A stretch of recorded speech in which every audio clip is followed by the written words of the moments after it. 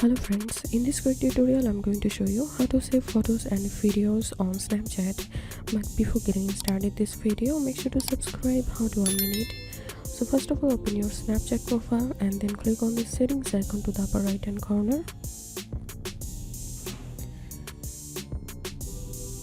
And now click on memories and click on save button. And now you can save your memories. By selecting memories, you can save your camera roll only by selecting this option, and if you want to save your memories also your camera roll, then you have to select the middle option.